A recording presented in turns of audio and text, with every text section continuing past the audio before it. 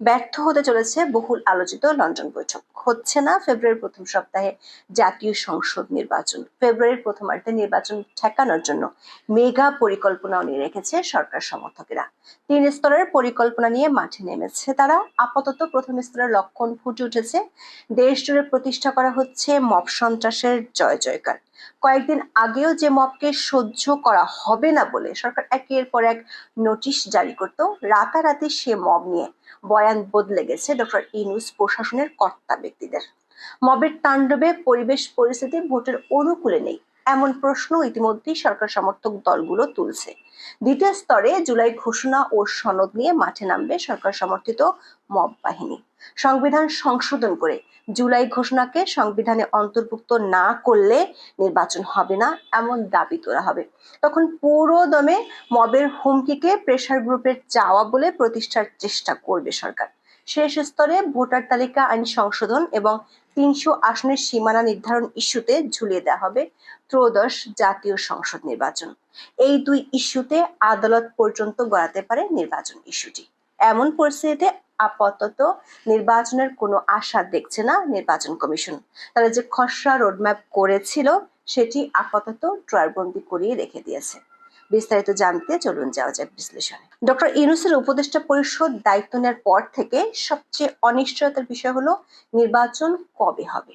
ছোট সংস্কার বড় সংস্কারের গল্পে বিরক্ত হয় বিএনপি।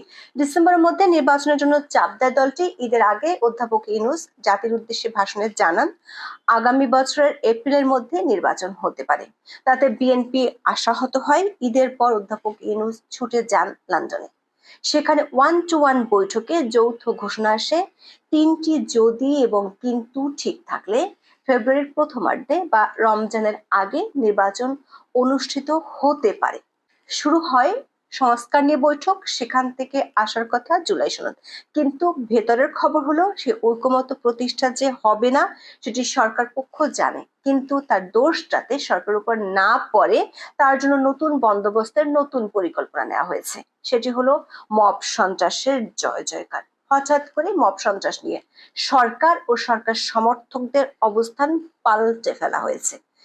এবারের পর্বের নতুন সংযোজন হলো মব সন্ত্রাসকে প্রেসার গ্রুপ হিসেবে দাবি করছে খোদ সরকারেরই প্রভাবশালী অংশ। আবার তাদের কথাই অনুরীত হচ্ছে সরকার ঘনিষ্ঠ দলের নেতাদের কণ্ঠে। গত বছর 8ই আগস্ট অন্তর্বর্তী সরকার ক্ষমতা নেওয়ার পর থেকেই শুরু হয়েছিল মব সন্ত্রাস। সরকার সমর্থকদের বিরুদ্ধে সারা দেশে সংঘবদ্ধ হামলা চালানোর বিস্তর অভিযোগ উঠতে থাকে। এমন অবস্থায় ঢাকা বিশ্ববিদ্যালয় জাহাঙ্গীরনগরে পিটিএ হত্যার 2টি ঘটনায় তুমুল চাপে পড়ে সরকার সমর্থকেরা।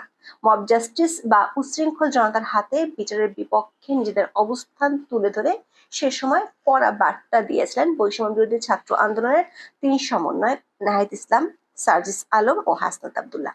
তখনকার তথ্য উপদেষ্টা নাহিদ ইসলাম 19শে সেপ্টেম্বর ফেসবুক পোস্টে এমনও বলেছিলেন, নির্যাতনকারী ও সন্ত্রাসীদের বিরুদ্ধে অতি দ্রুত আইনি ও প্রশাসনিক ব্যবস্থা না নিলে উত্তেজিত মবকে নিয়ন্ত্রণ করা সম্ভব হবে না। আরেক উপদেষ্টা মাহফুজ আলম মাত্র 6 মাস আগে মবে জড়িত সবাইকে ডেভিল হিসেবে গণ্যের হুঙ্কার দিয়েছিলেন।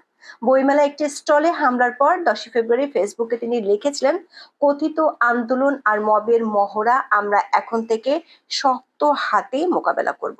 তৌহিদি জনতার উদ্দেশ্যে তিনি লেখেন, অভ্যুত্থানের পক্ষে হলে মব করা বন্ধ করেন, আর যদি মব করেন তাইলে আপনাদেরও ডেভিল হিসেবে ট্রিট করা হবে। কিন্তু এখন নাহিদ ইসলামের মতো মাহফুজ আলমও মবকে গ্রহণযোগ্য করার মিশনে তাত্ত্বিক বয়ান দিচ্ছেন।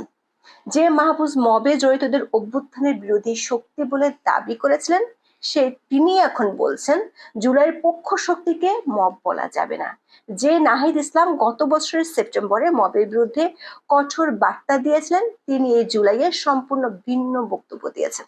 প্রথম আলোকে 1 জুলাই সাক্ষাৎকারে নাহিদ বলেন, মব বলে যেভাবে হেয় করা হচ্ছে তার সঙ্গে আমরা একমত নই। যাদের মব বলা হচ্ছে এরা বিক্ষুব্ধ জনগণ। মবের দাপট যে আগামীতে কমবে না তেমন ইঙ্গিত দেন এনসিপি প্রধান। তিনি বলেন, যেটাকে মব বলা হচ্ছে এটা শুধু পুলিশি বা আইন শৃঙ্খলার বিষয় নয়, এটা আরো বহু বছর বাংলাদেশে থাকবে, কারণ এরা অভ্যুত্থানকারী ছাত্র জনতা। নাহিদের মতোই মবকে সরাসরি সমর্থন করে বক্তব্য দিচ্ছেন এনসিপির প্রভাবশালী নেতারা। দর্শক, মব নিয়ে সরকার অবস্থান একেবারেই রাতারাতি পরিবর্তন হয়েছে। রাজধানীর উত্তরে 22 জুন সাবেক CSE K M Nurul Huda হামলা ও লাঞ্ছনার শিকার হয়েছিলেন।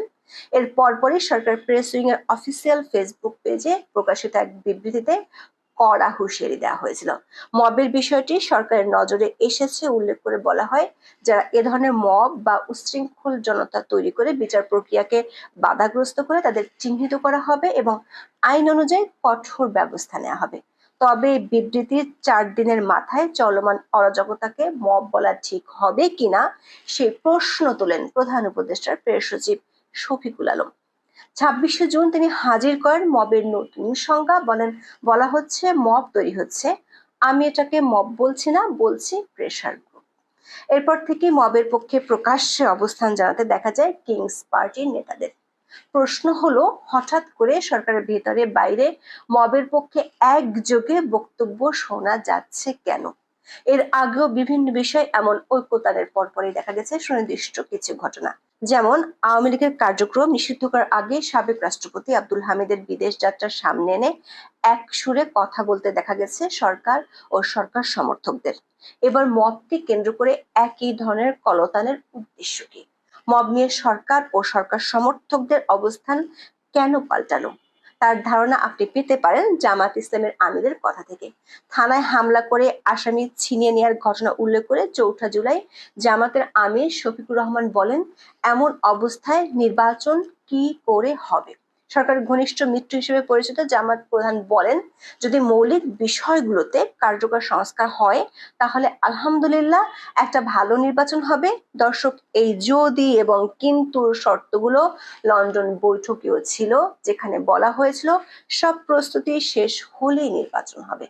দর্শক, সারা দেশের চিত্র থেকে পরিষ্কার, সরকারের পক্ষ থেকে মব নিয়ন্ত্রণের কোনো আগ্রহ নেই, বরং বিভিন্ন জায়গায় নতুন করে পুলিশের উপর হামলা হচ্ছে এবং সেসব ঘটনায় উল্টো পুলিশের বিরুদ্ধে ব্যবস্থা নেওয়া হচ্ছে। এতে দিনে দিনে নিজেদের নিরাপত্তা নিয়ে শঙ্কা বাড়ছে পুলিশের। এমন অবস্থায় আগামী ফেব্রুয়ারিতে কেন এপ্রিলেও ভোটের পরিবেশ তৈরি হওয়ার কোনো লক্ষণ দেখা যাচ্ছে না, উল্টো আইন শৃঙ্খলার আরো অবনতি হওয়ার আশঙ্কা বাড়ছে। এমন হলে ভোট হওয়া যে সম্ভব নয় সেটাই জানাচ্ছে সরকারের মিত্র দল জামাত। সরকার আরেক মিত্র এনসিপি প্রধান নাহিদ ইসলামও নতুন করে বলেছেন, বিচার ও সংস্কারের পর নির্বাচন দিতে হবে। অর্থাৎ এই দুটি শর্ত পূরণের আগে নির্বাচন মানবে না এনসিপি। আইএমএফ সহ বেশ কয়েকটি দাতা গোষ্ঠী এবং দেশ এরই মধ্যে সরকারের উপর দ্রুত নির্বাচন অনুষ্ঠানের চাপ দিচ্ছে। সেজন্য সরকার ও সরকার সমর্থকেরা শুধু নির্বাচনী পরিবেশ নেই এমন একটি পরিকল্পনায় বসে থাকতে চায় না। সরকারি কিংস পার্টি এনসিপি এরই মধ্যে রাজনৈতিক দলগুলোর মধ্যে ঐকমত্যের ভিত্তিতে জুলাই ঘোষণা এবং সনদ ছাড়া নির্বাচনে না যাওয়ার ঘোষণা দিয়েছে। জুলাই ঘোষণার ডেডলাইন পার হয়ে গেছে, আর সনদ যে ঝুলে গেছে তা নিয়ে ঐকমত্য কমিশনের সহসভাপতি আলী রিয়াজ মাঝে মাঝে হতাশা জানিয়েছেন। কমিশনের সদস্য বদিউল আলম মজুমদার তো রাজনৈতিক দলগুলোর অনৈক্যের কথা প্রকাশ্যে জানিয়েছেন, প্রশ্ন তুলেছেন রাজনৈতিক দলগুলোর আদর্শ নিয়েও।